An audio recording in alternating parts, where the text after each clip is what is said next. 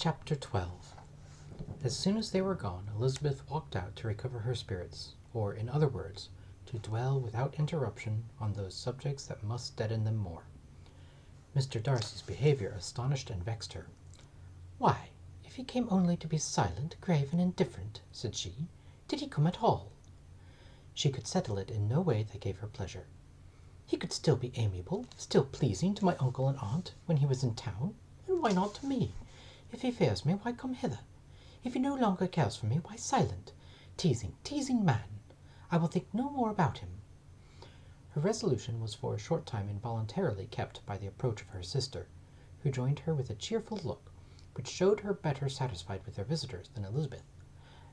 "Now," said she, "that this first meeting is over, I feel perfectly easy. I know my own strength, and I shall never be embarrassed again by his coming. I am glad he dines here on Tuesday. It will then be publicly seen that on both sides we meet only as common and indifferent acquaintance."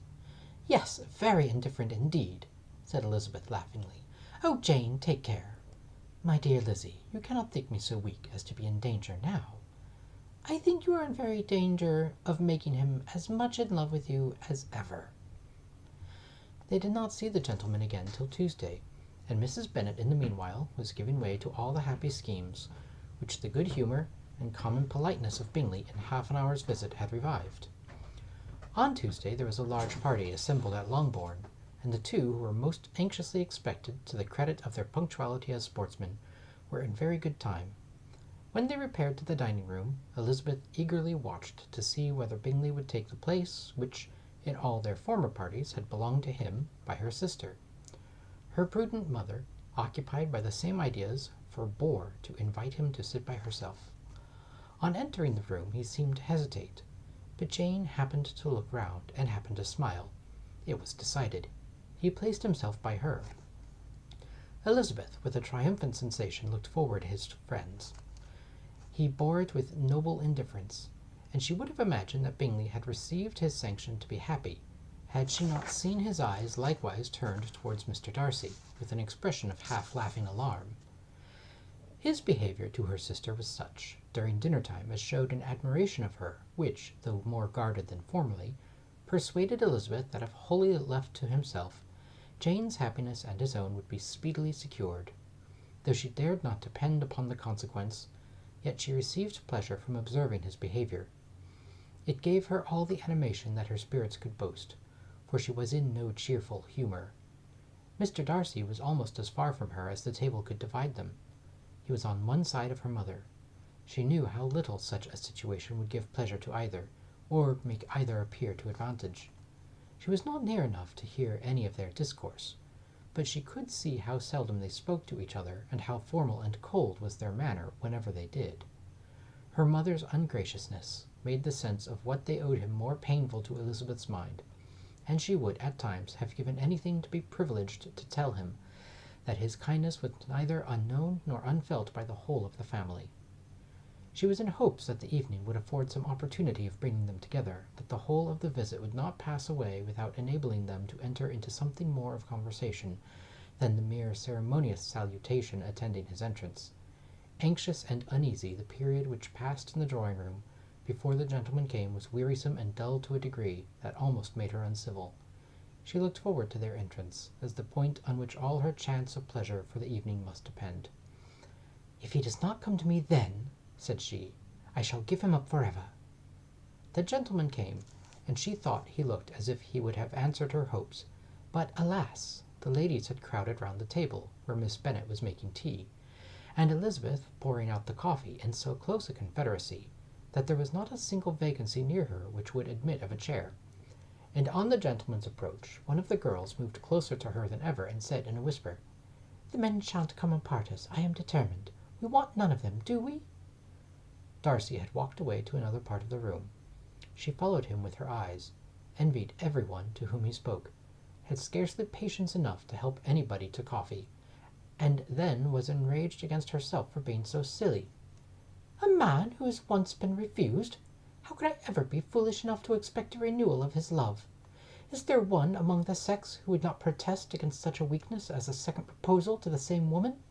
There is no indignity so abhorrent to their feelings." She was a little revived, however, by his bringing back his coffee-cup himself, and she seized the opportunity of saying, "Is your sister at Pemberley still?" "Yes, she will remain there till Christmas." "And quite alone? Have all her friends left her?" "Mrs. Annesley is with her. The others have been gone on to Scarborough these 3 weeks." She could think of nothing more to say, but if he wished to converse with her he might have better success. He stood by her, however, for some minutes, in silence, and at last, on the young lady's whispering to Elizabeth again, he walked away. When the tea things were removed and the card tables placed, the ladies all rose, and Elizabeth was then hoping to be soon joined by him, when all her views were overthrown by seeing him fall a victim to her mother's rapacity for whist players, and in a few moments after seated with the rest of the party. She now lost every expectation of pleasure. They were confined for the evening at different tables, and she had nothing to hope but that his eyes were so often turned towards her side of the room as to make him play as unsuccessfully as herself. Mrs. Bennet had designed to keep the 2 Netherfield gentlemen to supper, but their carriage was unluckily ordered before any of the others, and she had no opportunity of detaining them. "Well, girls," said she, as soon as they were left to themselves, "what say you to the day? I think everything has passed off uncommonly well, I assure you. The dinner was as well dressed as I ever saw. The venison was roasted to a turn, and everybody said that they never saw so fat a haunch. The soup was 50 times better than what we had at the Lucases last week, and even Mr. Darcy acknowledged that the partridges were remarkably well done, and I suppose he has 2 or 3 French cooks at least. And, my dear Jane, I never saw you look in greater beauty. Mrs. Long said so too, for I asked her whether you did not. And what do you think she said besides? 'Ah, Mrs. Bennet, we shall have her at Netherfield at last.' She did indeed. I do think Mrs. Long is as good a creature as ever lived, and her nieces are very pretty behaved girls, and not at all handsome. I like them prodigiously." Mrs. Bennet, in short, was in very great spirits. She had seen enough of Bingley's behaviour to Jane to be convinced that she would get him at last, and her expectations of advantage to her family, when in a happy humour, were so far beyond reason that she was quite disappointed at not seeing him there again the next day to make his proposals. "It has been a very agreeable day," said Miss Bennet to Elizabeth.